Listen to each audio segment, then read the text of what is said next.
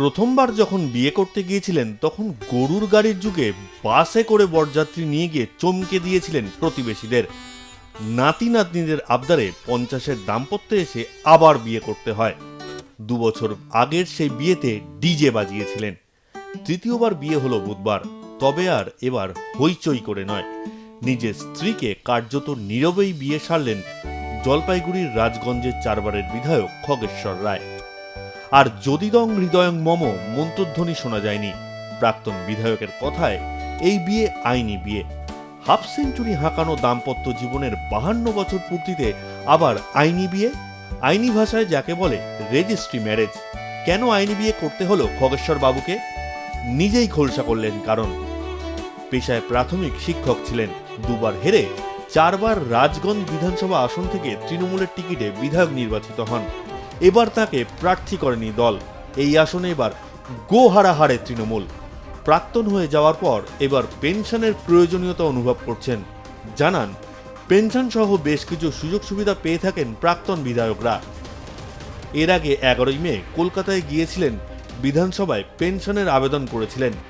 তখনই তাকে জানানো হয় তার জন্য ম্যারেজ রেজিস্ট্রি সার্টিফিকেট বাধ্যতামূলক। বাধ্য হয়ে বুধবার স্ত্রী প্রতিমা রায়কে নিয়ে জলপাইগুড়ি আসেন খগেশ্বর বাবু। জানান, 1974 সালে যখন বিয়ে করেন তখন বাস ভরে বরযাত্রী নিয়ে গিয়েছিলেন।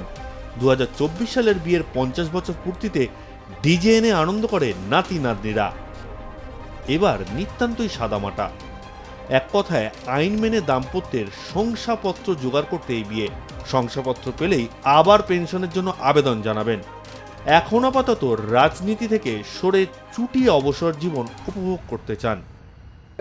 গভর্নমেন্ট প্রথাগত আইন যেটা, যেহেতু আমি 4 বারে বিধায়ক, 4 বার বিধায়ক, 2 বার হেরে গিয়েছিলাম। 2001 সালে আমি দাঁড়িয়েছিলাম, 2006 সালে দাঁড়িয়েছিলাম, সেবারও আমি হারি। কিন্তু 2009 সালে 21 রাজগঞ্জ বিধানসভায় তৃতীয়বার যখন আমাকে প্রার্থী করে সেবারে প্রথম জিতে। তারপরে 2011, 2016, 2021 চতুর্থবার আমি তৃণমূল কংগ্রেস বিধায়ক নির্বাচিত হয়ে বিধানসভা যাই। কিন্তু এবারে 2026-এ দল বিভিন্ন কারণে হোক আমাকে প্রার্থী করেনি। যেহেতু প্রার্থী করেনি, এখন তো আমি বিধায়ক নই, এক্স বিধায়ক হতে গেলে পরে বিধানসভা আমাদের কতগুলো ফর্ম ফিল আপ করতে লাগে, যেমন পেনশনের জন্য। যখন আমি 4-5 দিন আগে বিধানসভা যাই, তখনই যেটা বলে আবার রেজিস্ট্রি ম্যারেজ এফিডেভিট করতে হবে, না হলে কিন্তু পেনশন প্রাপ্ত। বাধ্য হয়ে যেহেতু আইনগত যে প্রথা আছে, রেজিস্ট্রি বা এফিডেভিট করতে হবে,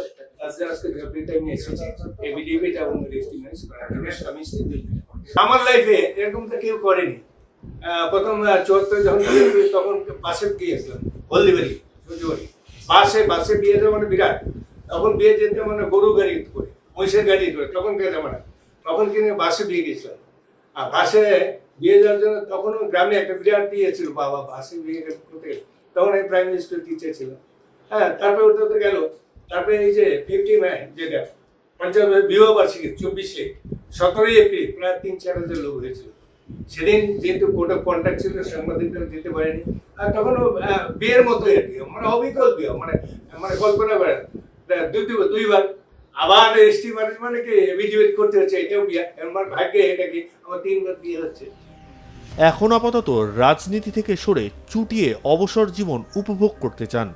পরিবারকে সময় দিতে চান বলে জানান খগেশ্বর বাবু। খগেশ্বর রায়ের স্ত্রী প্রতিমা রায় বলেন, বেশ ভালোই লাগছে।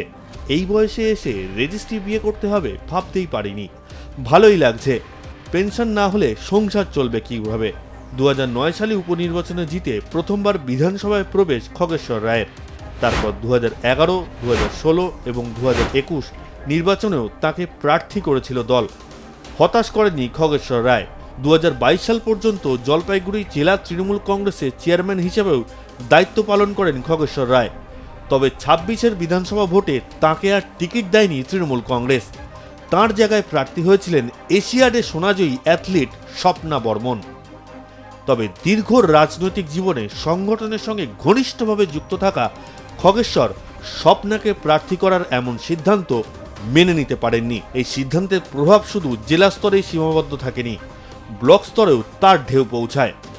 রাজগঞ্জ ব্লক তৃণমূল কংগ্রেসের সভাপতি অরিন্দম বন্দ্যোপাধ্যায় সহ একাধিক শাখা সংগঠনের নেতৃত্ব নিজেদের পদ থেকে ইস্তফা দেন।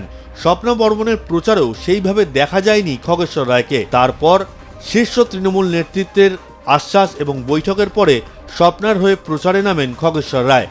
স্থানীয় সূত্রের খবর, দীর্ঘদিন ধরে এলাকায় প্রভাবশালী মুখ ছিলেন খগেশ্বর রায়।